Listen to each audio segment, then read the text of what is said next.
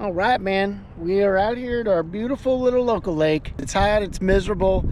It has been a very hot, miserable day today, but we got some finesse stuff tied on. You know, summertime, I'm keeping it real simple. I'm not getting crazy. I'm just trying to get some bites, have some fun. So that's what we're out here doing, just a bevy of finesse techniques. And hopefully, you know, the wind throughout the day, it's picked up a hair, which is good. And then we got some clouds and stuff, so we got a little bit of overcastness happening. So maybe, just maybe, we can get a little bit of an evening bite going. So that's my hope for today.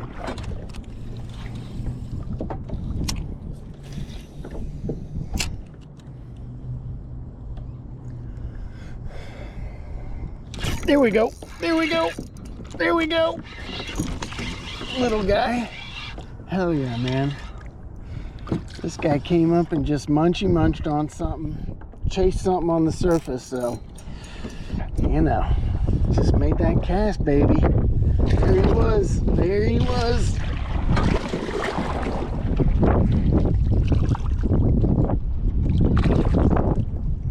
Boom. There we go.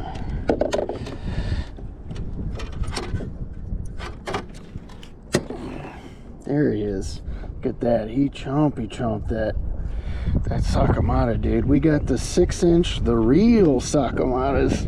Oh my god, that hook had him, dude. He totally wrecked my bait, which is not the coolest thing.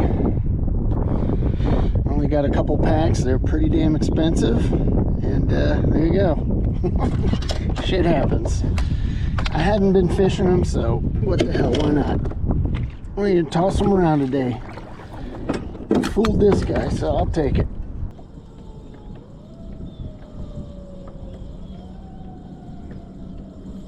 Ooh. There we go. There's another one. There we go. Come on, baby.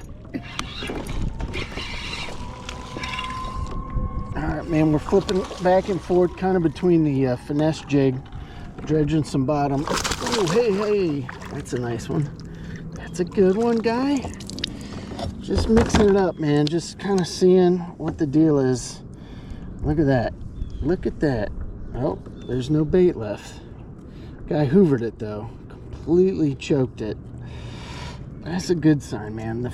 The 2 bites we've gotten, they have completely annihilated this thing, so might need to take that as a sign that that's what we need to be doing today.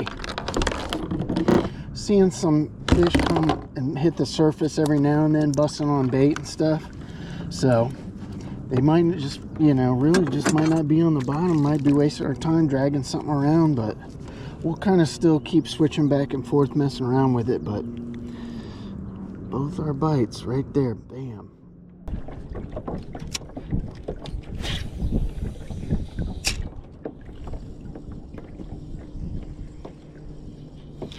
There we go. There we go. There we go. Okay. I thought we had a bite that last one. I thought we were getting bit.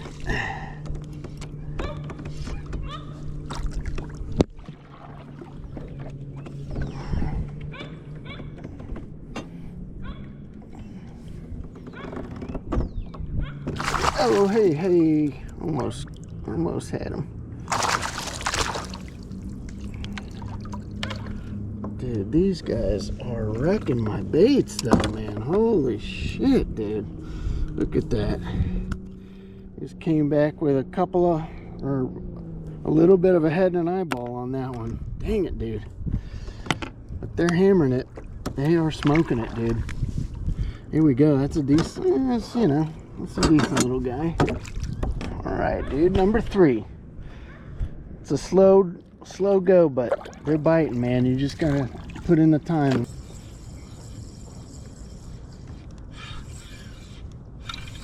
There we go. There's another one.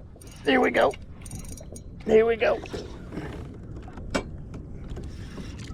Oh, that seems like a decent one, man. I found a little area. That's not bad. That's not bad. There we go. Look at this guy. Here we go. That's not too shabby, baby. I'll take that. Good God, get this out of your face. There we go. Save my bait and everything. There we go. That's a nice little healthy one right there. Oh man, dead slick calm day. I mean, a little bit of overcastness, but man, these are the days in the summertime that are usually a full-on struggle. But got the hover stroll putting in some work. 16¼ inches.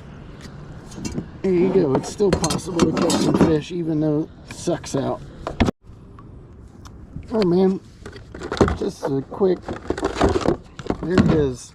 The real sakamatas, 6 inch is kind of what we're using. Bouncing back and forth between the two different colors that I have. It's much like the OG sakamata. It's not a weighted version, so it is a high floaty kind of version. So with that, I paired up with a it's probably the heaviest strolling head that I have. It's probably around 1/4 ounce.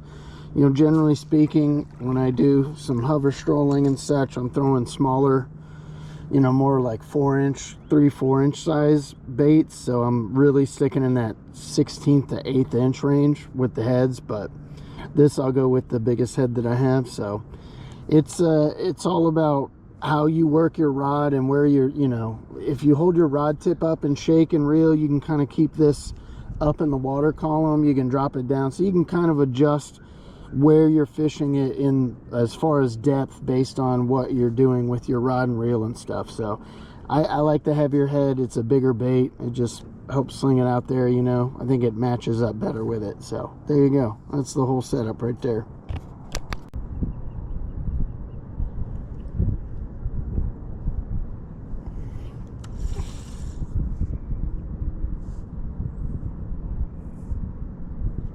Oh God, that felt.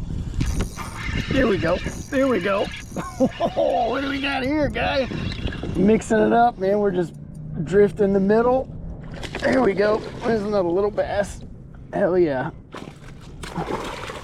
Dropping my minnow all the way to the bottom and just kind of working it along the bottom.